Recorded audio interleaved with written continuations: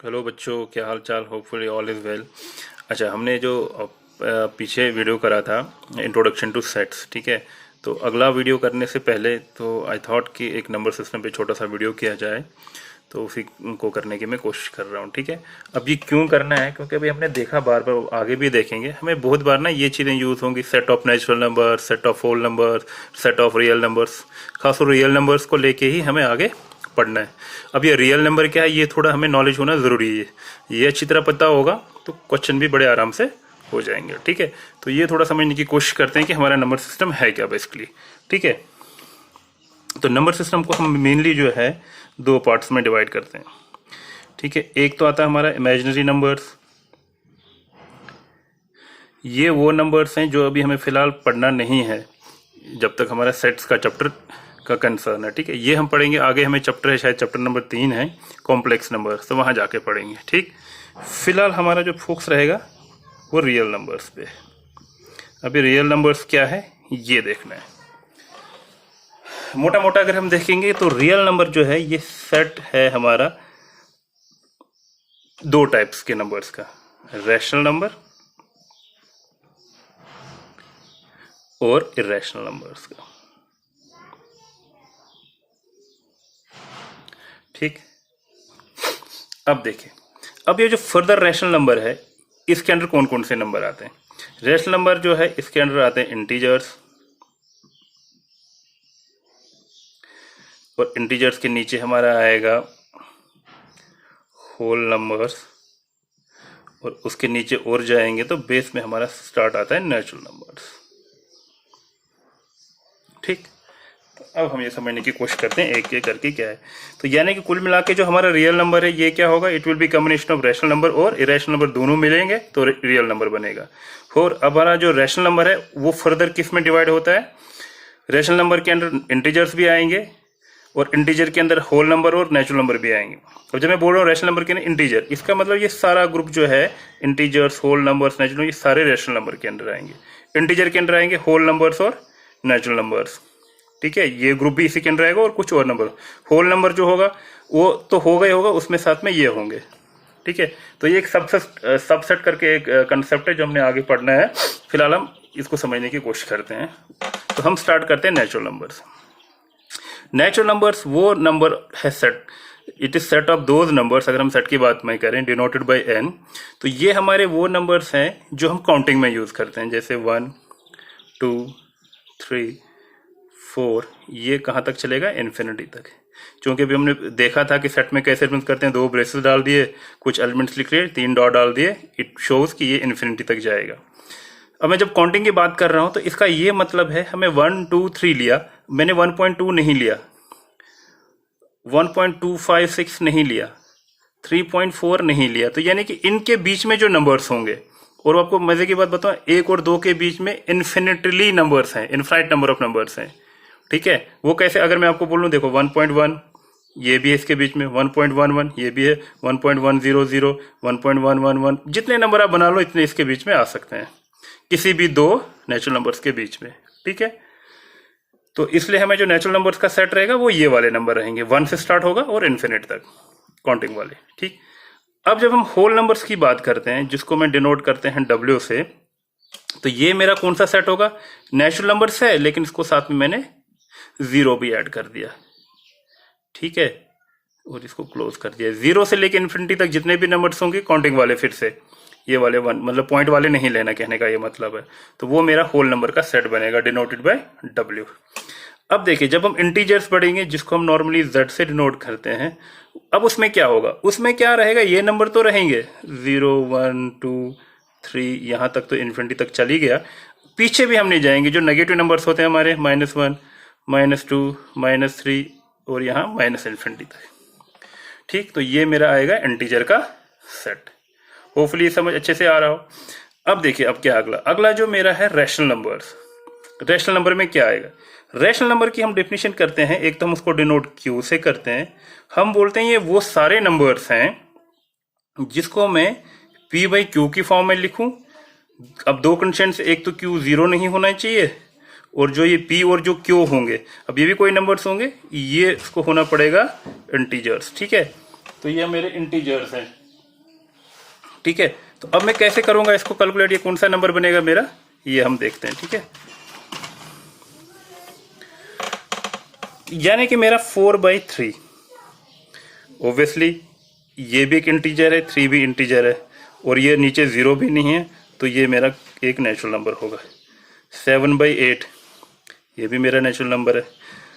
अच्छा, 6/1 थोड़ा अजीब सा लगेगा देखने में, बट 6/1 भी मेरा नेचुरल नंबर है। क्यों? क्योंकि यहाँ पे 1 से डिवाइड कर रहा हूँ मैं, तो हमारी तो कंडीशन ये है कि डिवीजन में सिर्फ 0 नहीं होना चाहिए, उसके बगैर कोई भी हो सकता है।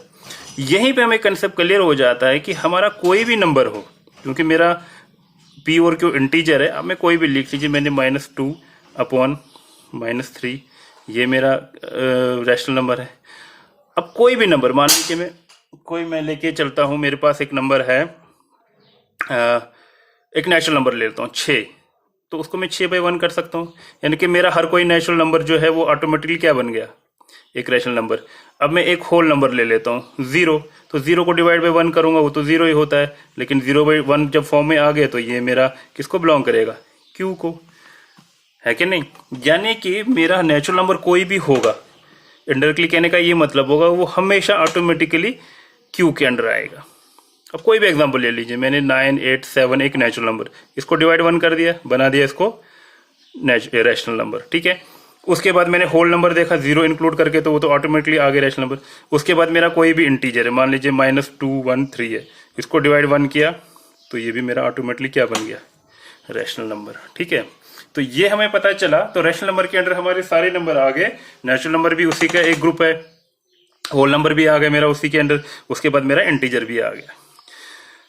अब देखो, अब जो ये नेचुरल नंबर्स हैं, इसको एक और तरीका होता है रिप्रेजेंट करने का तरीका, कौन सा, जैसे मान लीजिए मेरा 4/3 है, अगर मैं इसको डिसिमल फॉर्म में कन्वर्ट करूं, ठीक है, तो 4/3 जब मैं लेता हूं तो वो मेरा कितना बनता है, 1.3333, और ये कभी खत्म ही नहीं होता है।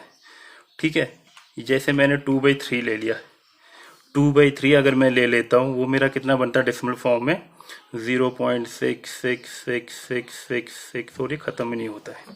ठीक है, खत्म होने का क्या मतलब है, यहाँ पे इसको हम क्या बोलते हैं, अगर मेरे पास, जैसे मैंने इसको डिसिमल फॉर्म में लिखा और मेरा कोई डिजिट है, जैसे इस केस में क्या हो रहा है, 3 रिपीट हो रहा है, कहाँ तक, इन्फिनिटी तक। यहाँ पे मैंने क्या देखा, जब मैंने 2/3 को डिसिमल फॉर्म में लिखा, तो यहाँ मैंने देखा 6 जो है रिपीट हो रहा है इन्फिनिट नंबर ऑफ टाइम्स तक, खत्म ही नहीं हो रहा है, 6 चलता जा रहा है। ठीक है, तो ऐसे नंबर्स को हम क्या बोलते हैं, एक तो ये नॉन टर्मिनेटिंग हो गए,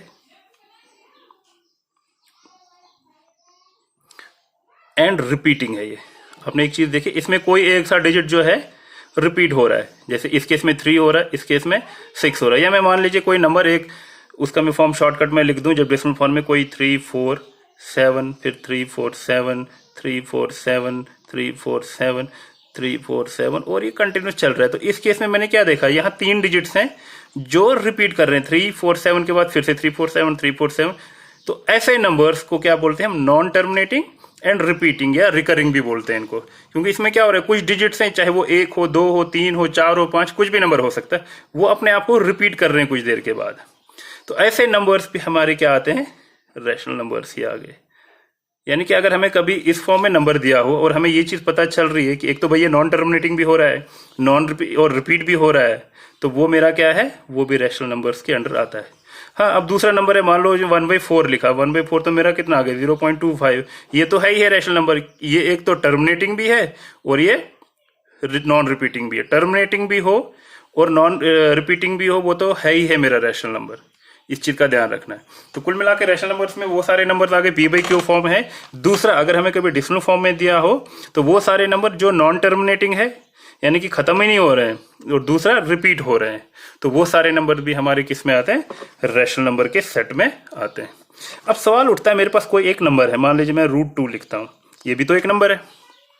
ठीक है, अगर मैं √2 को देखता हूं तो √2 मेरा कितना वैल्यू आएगा, जैसे हमने पढ़ा होगा 8th में भी जब हम स्क्वायर रूट्स कर रहे थे, जैसे 4 का रूट कितना आएगा 2, 16 का 4, 9 का 3, लेकिन √2 अगर हमें याद हो तो ये हमारा कुछ 1.414213526732 पता नहीं क्या क्या, ये आगे जाके इस नंबर की क्या बात रही। ये देखो, एक तो ये भी क्या हो रहा है, ये खत्म ही नहीं हो रहा कहीं, लेकिन अगर मैं इसको इस वाले पिछले वाले के साथ कंपेयर करूं, जो मेरा ये वाला नंबर था या मेरा ये जो था 0.66 या 1.3, इन दोनों में क्या डिफरेंस है? इन दोनों में ये डिफरेंस है, कॉमन चीज क्या है दोनों में? पहले तो कि दोनों नॉन टर्मिनेटिंग नंबर्स है। डिफरेंस ये है कि यहां पे ये क्या है, नॉन रिपीटिंग है। यहां एक चीज हमने अगर नोट करी कि ये जो डिजिट्स हैं ये रिपीट नहीं हो रहे हैं, ये टोटली डिफरेंट आ रहे हैं। 4 के बाद 1, 4, 2, 1, कोई पैटर्न ऐसा नहीं है जैसे उस केस में 3 रिपीट हो रहा है या 6 रिपीट हो रहा था या 347 रिपीट हो रहा है। इस केस में ऐसा कुछ भी नहीं हो रहा, हर बार एक अलग नंबर आ रहा है। तो ठीक है, ऐसे नंबर जो नॉन रिपीटिंग भी है और नॉन टर्मिनेटिंग है। एक एग्जाम्पल और, √3 अगर हम ले लेते हैं, ठीक है, अगर √3 ले लेंगे तो वो मेरा 1.7320500807 और ये कभी खत्म ही नहीं हो रहा। एक और एग्जांपल है 5 3.14,